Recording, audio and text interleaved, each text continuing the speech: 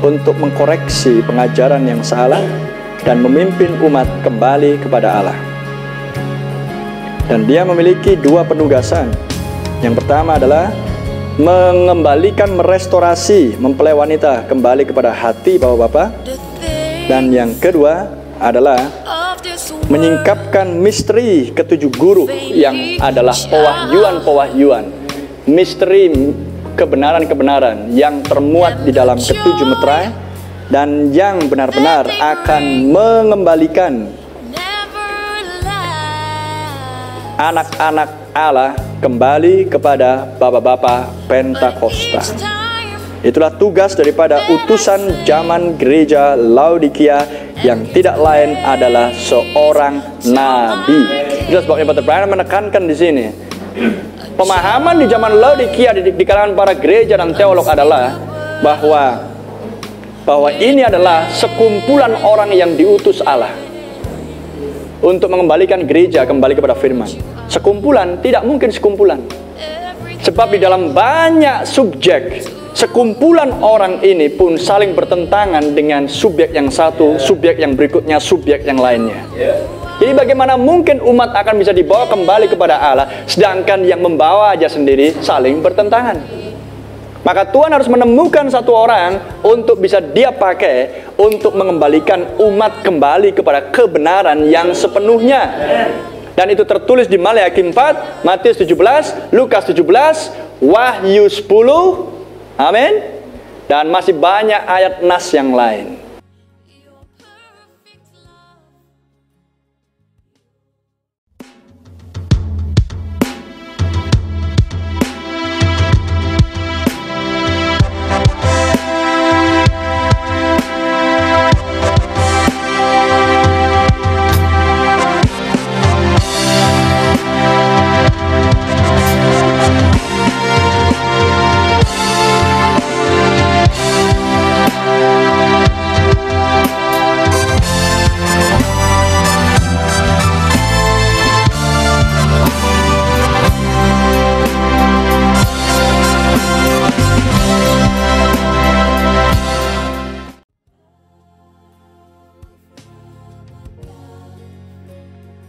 Maka sekarang Anda bisa melihat ketujuh guru adalah sesuatu yang melampaui hal-hal ini.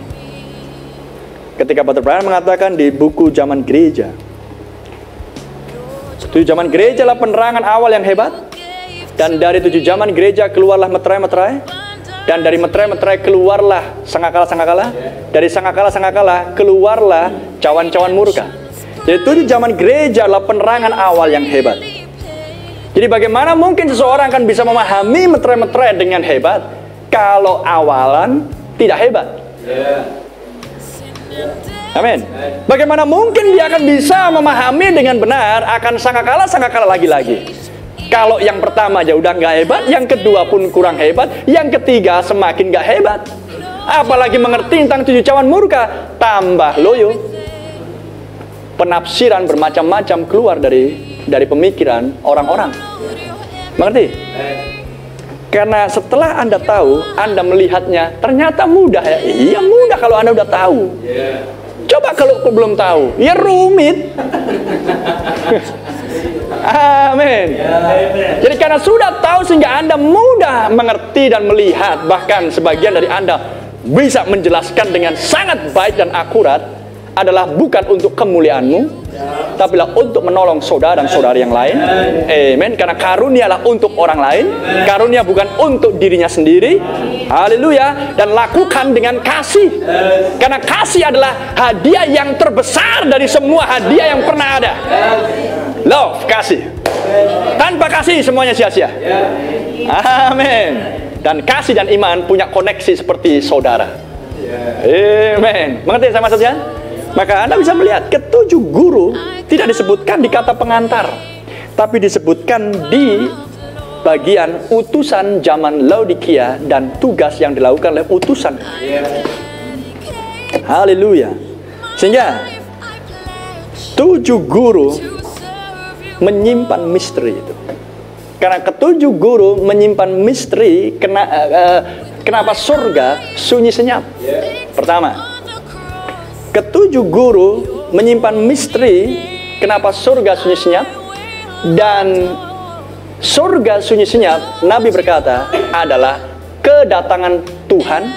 Tidak seorang pun yang tahu. Tujuh guru sunyi senyap, tak ada seorang pun yang tahu. Itu adalah meterai ketujuh. Ketujuh guru lah Wahyu 10, meterai ketujuh adalah Wahyu 8. Amin. Itulah sebabnya Roh Kudus tidak meninggalkan subjek 10 gadis dan 144.000 untuk tidak dikhotbahkan antara zaman Philadelphia dan zaman Laodikia di tahun 1960. Bagi Anda yang bisa bahasa Inggris, Anda bisa langsung membaca khotbah Brother Branham. Karena hari Minggu sudah saya sampaikan pada Anda. Amin. Adalah supaya Anda bisa mendapatkan kaitan koneksi yang jelas sebelum meterai-meterai dibuka. Dan siapakah yang membuka meterai-meterai? Meterai ketujuh. Dan apa koneksi meterai ketujuh dengan Wahyu 10 ketujuh guru? Amin. Mengerti? Sehingga berbicara tentang meterai ketujuh, tujuh guru bukan sesuatu kumpulan kutipan Brother Branham, tapi adalah benar-benar menunjukkan penerangan awal yang hebat tujuh zaman gereja untuk membawa Anda kepada penyingkapan misteri apokalipsis yang dijanjikan oleh Tuhan akan Dia kerjakan jika utusan zaman Laodikia tampil. Glory. Itu sebabnya tujuh zaman gereja penerangan awal yang hebat, sehingga Anda punya alasan kenapa harus tampil nabi di akhir zaman. Glory. Dan apa tugas nabi ini, utusan ini, jika dia tampil?